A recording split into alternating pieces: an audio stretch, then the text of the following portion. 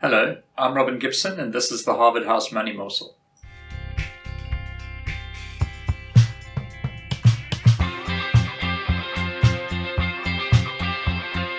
Welcome back. Thank you for joining us again. Don't forget to like and subscribe. Click the bell so you get a notification when we release a new video. I'm sitting again a nice winter's morning with Michael Porter. It's not as cold today, Michael. I see you don't have a jacket on this time. It's not much. It's not far away. So, Michael, we don't have a cabinet yet, but we've had a couple of wonderful days on the market, and the rand is bouncing just over 18. Is this what we've been waiting for, and what's the news? Yeah, Robin, it's been quite a week, hasn't it? Yeah. And it's probably going to be quite a weekend and next week as well, because I think cabinet might be announced on Sunday or Monday by the sounds of things. So, the fun doesn't stop. But yes, I mean, Robin, for me, the last week, so it really started, I suppose, last Friday, the sort of rally, when it was clear that there was going to be a government of national unity and the DA was going to be involved, and it started to come together sort of last Friday.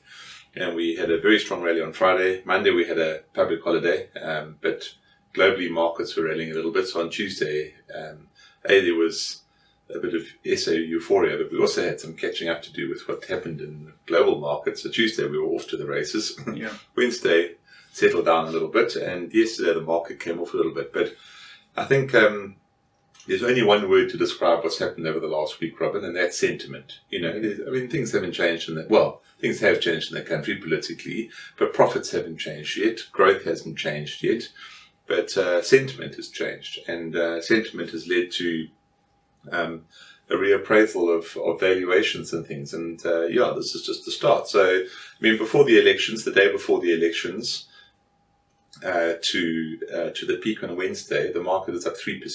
Sure. Now, that doesn't sound like a lot, does it? No. From the mid of last week to the peak on Wednesday, the market was up 6%. Sure. We obviously it fell in the couple of days after the elections when things weren't looking quite so rosy or so certain.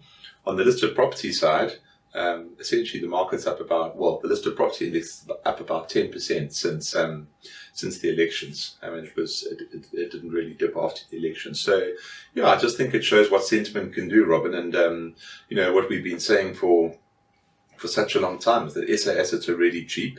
If you get a change in sentiment, or there's a reason to be more bullish on this country, then assets are going to rally. So the $1 million question, Michael, is this the rally, it's all done and it's all over, or is this the start of something a bit more optimistic? We're leaving for the year.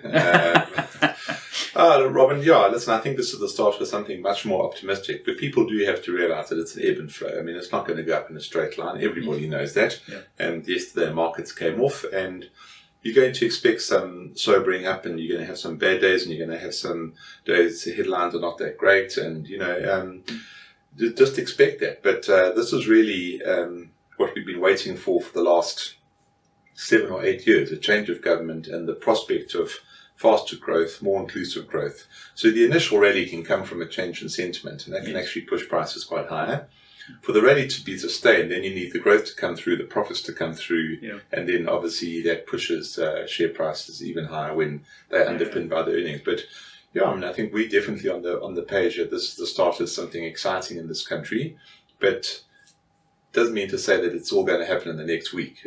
Hopefully this is a 5-year upcycle, and I'd actually prefer a slow, steady grind as opposed to 5 days of craziness and then nothing. Yes, absolutely. Now, Michael, you quoted some amazing stats in your insight around the volume of trade on the JSE, and I mean the numbers were, and maybe you can reiterate them, but are the foreigners coming back? Yeah, Robin, I think it's a little bit too early to say. The numbers certainly do indicate it. I mean, in May, foreigners sold close to 30 billion rands worth of SA shares, including the sort of dual listed shares, which is a lot. And yes, trade on the JSE has kind of been averaging 15, 16 billion rand a day, which sounds like a lot, but actually it's not. It's down from well over 20 billion a couple of years ago. So, but in the last couple of days, volume's been close to 40 billion a day. Wow. And that just shows, South African investors are active and they're repositioning.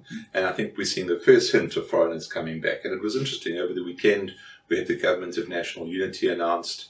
Some of the banks that we follow and bits and pieces that we follow, Morgan Stanley, JP Morgan, I think it was Goldman Sachs as well, all upgraded South Africa over the weekend. You know, now these guys have influence. You know, even if your big stockbroking houses globally are saying, it's time to upgrade South Africa, global investors are actually listening to that because they're not following all the detail on the ground all the time. And they're looking at 50 different countries.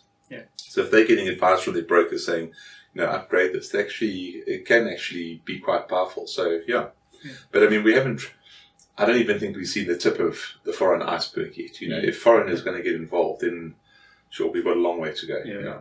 And Michael, the one thing to maybe tether the enthusiasm is that we always have pointed out, even through the toughest of times, that we're really driven by international markets.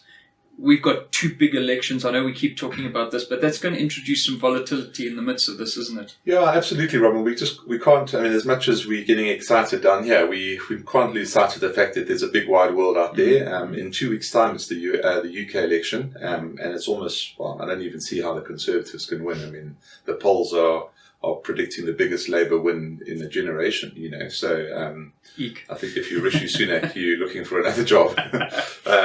And yes, it's not going to be very far until the market really starts focusing on the US election and what that means and how do you want to position yourself if whoever wins, if Trump wins, if Biden wins, and what happens there. So, I think we just have to realize we're still part of a world that's not going to be all plain sailing. There's going to be volatility. But what we've been waiting for in this country is the prospect of better GDP growth. Because we've said so many times we haven't had more than 2% GDP growth for 10 years now. And if we start to get that, then we're really on a different trajectory in this country. And that's what we've been waiting for. Awesome. And sometimes it can be self-fulfilling, can't it? Yeah.